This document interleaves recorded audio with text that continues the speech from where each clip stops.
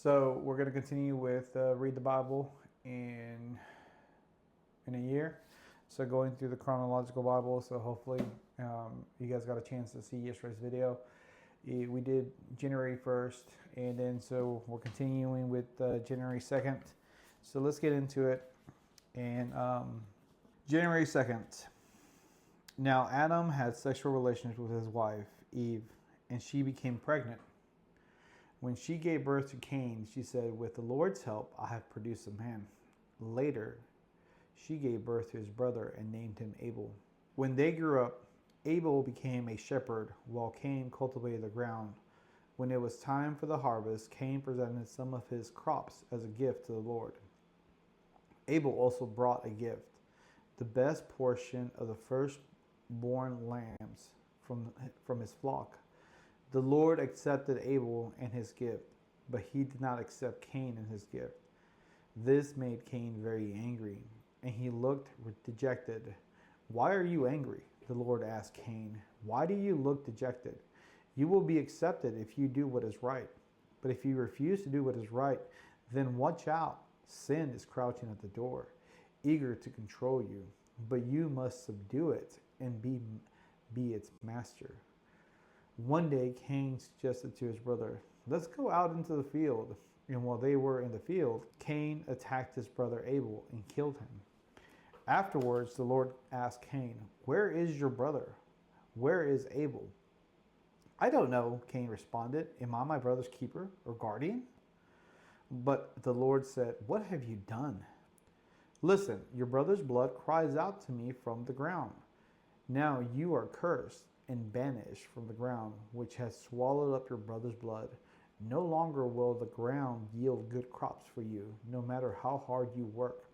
From now on, you will be a homeless wanderer on the earth." Cain replied to the Lord, "My punishment is too great for me to bear. You have banished me from the land, and from the presence you have made me a homeless wanderer. Anybody who finds me will kill me." The Lord replied, "No, for I will give a sevenfold punishment to anyone who kills you." Then the Lord put a mark on Cain to warn anybody who might try to kill him. So Cain left the Lord's presence and settled in the land of Nod, east of Eden. Cain had sexual relations with his wife, and she became pregnant and gave birth to Enoch. Then Cain found a city which is named Enoch after his son. Enoch had a son named Irad. Irad became the father of Mehullalu. Mehullalu became the father of Methuselah. Methuselah became the father of Lamech. Lamech married two women, the first named Ada and the second named Zillah. Ada gave birth to Jabal, who was the first of those who raised livestock and live in tents. His brother's name was Jubal, the first of all playing the harp and the flute. Lamech's other wife, Zillah, gave birth to a son named Tubal-Cain. He became an expert in forging tools of bronze and iron. Tubal-Cain had a sister named Naamah. One day, Lamech said to his wives, "Ada and Zillah, hear my voice. Listen to me, you wives of Lamech. I have killed a man who attacked me, a young man who wounded me. If someone who kills Cain is punished 7 times, then the one who kills me will be punished 77 times." Adam had sexual relations with his wife again, and she gave birth to another son and named him Seth. For she said, "God has granted me another son in place of Abel, whom Cain killed." When Seth grew up, he had a son and named him Enosh. At that time, people first began to worship the Lord by name. This is the written account of the descendants of Adam. When God created human beings, he made them to be like himself. He created them male and female, and he blessed them and called them human. When Adam was 130 years old, he became the father of a son who was just like him in his very image. He named his son Seth. After the birth of Seth, Adam lived another 800 years, and he had another son and daughters. Adam lived 930 years, then he died. When Seth was 105 years old, he became the father of Enosh. After the birth of Enosh, Seth lived another 107 years, and he had other sons and daughters. Seth lived 912 years, and then he died. When Enosh was 90 years old, he became the father of Canaan. After the birth of Canaan, Enosh lived another 815 years, and he had other sons and daughters. Enosh lived 905 years, and then he died. When Canaan was 70 years old, he became the father of Mahalalel. After the birth of Mahalalel, Canaan lived another 840 years, and he had another son and daughter. Canaan lived 910 years, and then he died. When Mahalalel was 65 years old, he became the father of Jared. After the birth of Jared, Mahalalel lived another 830 years, and he had other sons and daughters.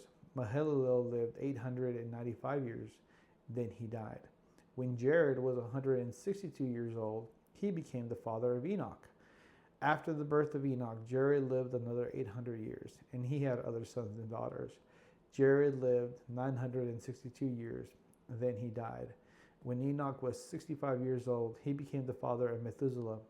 After the birth of Methuselah, Enoch lived in close fellowship with God for another 300 years, and he had other sons and daughters. Enoch lived 365 years, walking in close fellowship with God. Then one day he disappeared because God took him. When Methuselah was 187 years old, he became the father of Lamech. After the birth of Lamech, Methuselah lived another 782 years, and he had other sons and daughters. Methuselah lived 969 years, and then he died. When Lamech was 182 years old, he became the father of a son. Lamech named his son Noah, for he said, "May he bring us relief from our work and painful labor, farming this ground that the Lord has cursed." After the birth of Noah, Lamech lived another 595 years, and he had other sons and daughters. Lamech lived 777 years, and then he died. After Noah was 500 years old, he became the father of Shem, Ham, and Japheth. So now we jump into Chronicles 1:1-4. The descendants of Adam were Seth, Enosh, Canaan, Mahalalel, Jared, Enoch, Methuselah, Lamech, and Noah. The sons of Noah were Shem, Ham, and Japheth. This is weird. Then the people began to multiply on the earth, and the daughters were born to them. The sons of God saw the beautiful women and took any they wanted as their wives. Then the Lord said, "My spirit will not put up with humanity for such a long time, for they are only mortal flesh. In the future, their normal lifespan will be no more than 120 years old." In those days, and for some time after, giant Nephilim lived on the earth. For whenever the sons of God had intercourse with women, they gave birth to children who became the heroes and the famous warriors of ancient times.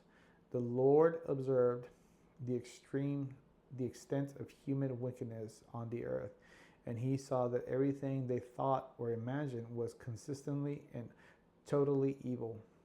So the Lord was sorry he had ever made them and put them on the earth.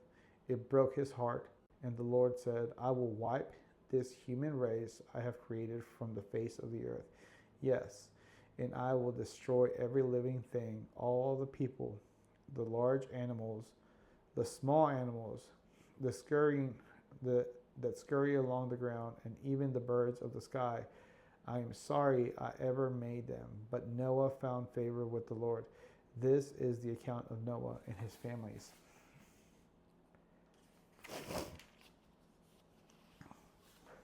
Noah was a righteous man, the only blameless person living on the earth at that time, and he walked in close fellowship with God.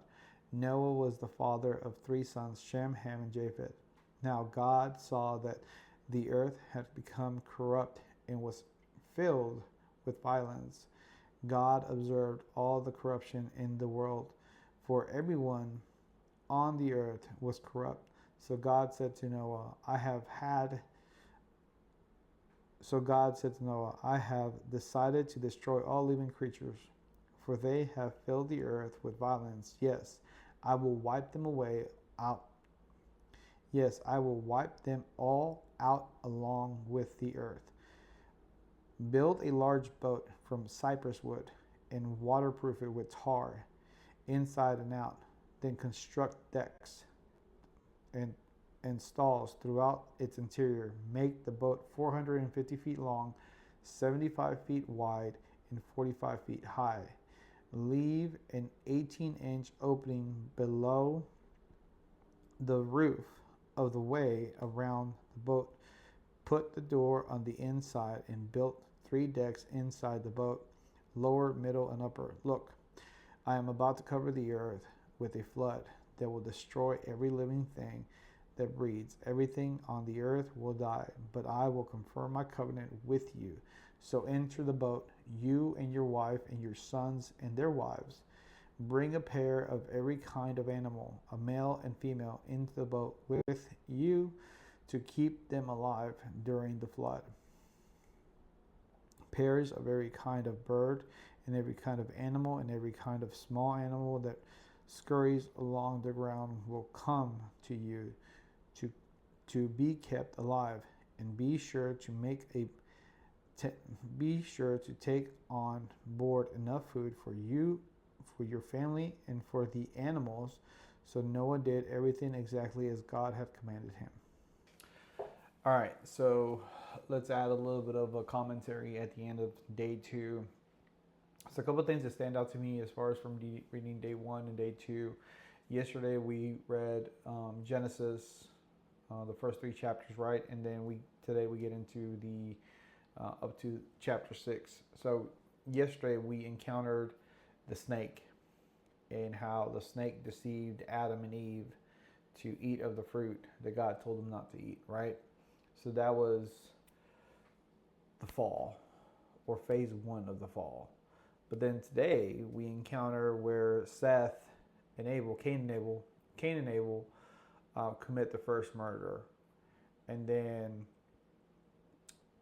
there is this encounter where the angels come down and basically have sexual relationships with the women of men, and they create this race of giants, which are basically where all the mythological creatures come from. Centaurs, all that stuff, all these giants.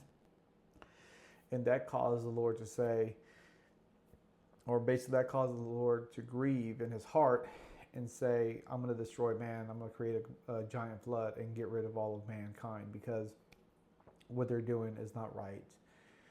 And so from this shows me that it wasn't just Genesis 3 that caused the fall, but it was also Genesis 6. And then 2, as we read on in the next couple of days, we'll probably come into Genesis 10, which is the Tower of Babel, which really depicts the 3 events which are part of the fall as to why we live in such a fallen world. But anyways, I just wanted to post this up real quick, and hope you guys are being blessed. This has been a little bit challenging. Just the reading out loud, it's something that I got to practice. And even today, I was just feeling like, am I really needed to keep on doing this? But I feel like in a way I do, because it's just a part of the daily discipline and developing and making sure that I'm being faithful with what the Lord is calling me to do. So, all right, guys, be blessed.